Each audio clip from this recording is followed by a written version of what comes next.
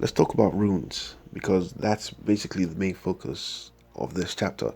So now apparently mages can use runes in order to enhance their abilities, according to this chapter. And a question that has not been answered though is whether you need a grimoire in order to do this. Obviously, a grimoire allows people to use magic, right? But runes are a separate magic by themselves based on the research I've done about runes. And yeah, that question still remains whether you can use runes without a grimoire. Now, apparently you need to be at least a stage 3 mage in order to do this, and this proves a difficult task for Magna because he's basically trash. He's stage 5, and he's always been stage 5. That's basically the main focus of this chapter, but that was just a flashback though of when this whole training thing happened, when Luck was getting his training. Now, apparently Luck was able to use this ability quickly because obviously he's very adept with magic, whereas with Magna he basically has low magic and all he can basically create is fireballs, so therefore he's not really the type to fight, to be honest with you. And I'm just gonna talk about Magna a little bit because obviously this chapter was mainly focused on him and Luck, basically their rivalry. The problem with Magna here that I see based on my reading of the manga and watching the anime is that I don't personally think that Magna has what it takes in order to be, a magic knight because he has mana, yeah, but at the same time, it's like all he can do is literally create a fireball, and that's basically it. He really trains his hardest in order to reach new heights, but at the end of the day, the fruits of his, labor, of his training, is basically close to nothing compared to Luck. Luck is now a speed devil. He can speed blitz people like he did in this chapter. And Magna is still that one person who has a fireball that just throws it around, and that's basically it. To be honest with you, I know that Yami wants to, give people who are looked down upon a chance, but at least there's some kind of merit to their abilities. I mean, look at Asta, right? He can't use magic, but he has anti-magic. That is overpowered, right? And if he masters that, he has a fighting chance against any other mage out there because he can cancel out their abilities. So even though he doesn't have mana, right, his other ability, compensates that, making sure that he is useful in some kind of battle.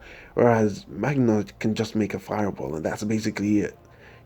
With that, you can't even fight a normal level mage.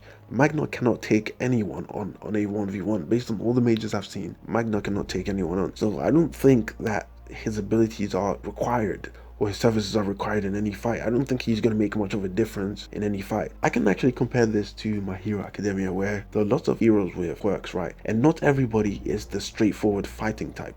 Some people are more supportive types, so I feel like that's what his abilities would be useful for if he doesn't really have enough mana to fight like that or create a lot of powerful spells. Then at least he can be like a supportive type. But to create a rivalry with Luck, someone who has more control over mana and has more depth to it, it's kind of absurd. I mean, it's basically like the same rivalry with Asta and but at the same time it's like Asta has a very powerful ability, so it kind of compensates for the power gap there. Whereas with Magna, he has nothing and he basically storms off because he doesn't have what it takes in order to create these rules. Now, this is just a flashback though of something that happened, I believe, 6 months ago when they first started learning what runes are. So I don't know whether he's going to return with better power or not, but I feel like that's basically what Black Clover is about. It's about surpassing your limits and it's about, becoming stronger. So obviously, because Lark said if he is really my rival or, if he really deserves to be here, then he wouldn't storm off. He would come back and he would master something. So I feel like he will return with something. But previously in the past, when he said he has trained, right, and we've seen him train, he's not a lazy person. He really does his best. It just is his ability, his lack of being able to use mana has always been his limit, and the fruits of his labor, the training that he does, basically amounts to absolutely nothing because he doesn't have the ability to do so. So unless he kind of finds some kind of power somewhere or someone gives him some kind of boost, there's no chance in hell that he's going to be able to keep up with Luck. It's just like Asta when he was using his anti-magic demon. If it wasn't because of that witch, he would have never unlocked his, demon form in that kind of way. He would have never unlocked his demon form, and he would still be at the same stage that he was before, he could use his demon form. So I feel like he needs some kind of help with his magic abilities in order to make him keep up with luck. And I feel like we will see that, but I'm curious about what we're going to see him turn up with. If not, the other thing that he could have possibly done is basically give up and say, you know what, maybe my powers are not good enough to fight, so I'm just going to quit, or he's just going to be a support type kind of thing. But then again, that basically eliminates his rivalry with luck. And that's basically all I have to say about Magna. I don't feel like he is a fighting type as much as he feels like he wants to be.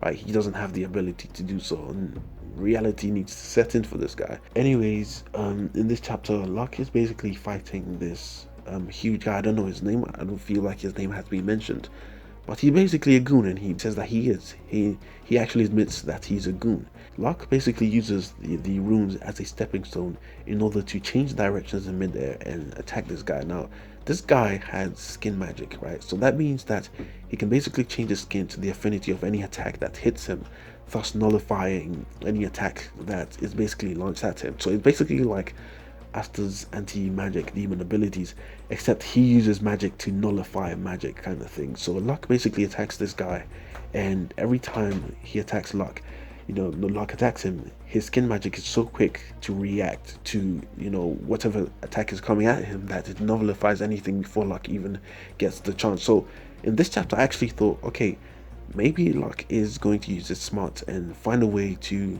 bypass his skin magic somehow, but no. In fact, what he does is, instead of using his head, right, he just increases his speed, and he found a way to beat blitz this guy before his skin magic could even react or take effect. It's basically what happened in this chapter. I think obviously that Luck is higher level mage than what he has been previously said to be, right? Because I don't think anyone in Black Clover has that level of speed that he does based on what I've seen. So yeah, imagine if Luck actually got some demon, enhancements in it, right? And that leads me to the next question that I want you guys to answer in the comments, because I'm still puzzled about this, alright? So in order for a person to use demon powers, right, it has been established that they need to possess your grimoire. You need to fall into despair first. These, black triad people and all their goons have not fallen into despair, right? And the grimoires don't seem to have been possessed by anything. So therefore, how are they even using demon magic in the first place, right? I want to know that. I feel like it has been explained somewhere that you can use, the power of devils without, them possessing your grimoire or something along those ends. But I'm really puzzled as to how that works. And since I'm new to the series, I'm sure a lot of you guys who watch me do understand what's going on. Yeah, you can explain it to me in the comment section down below. So yeah, I want you to do that exactly for me right now. So click on the left for me explaining how mana works in the world of Black Clover, and then click on the right for the entire life story of Julius Novo Chrono.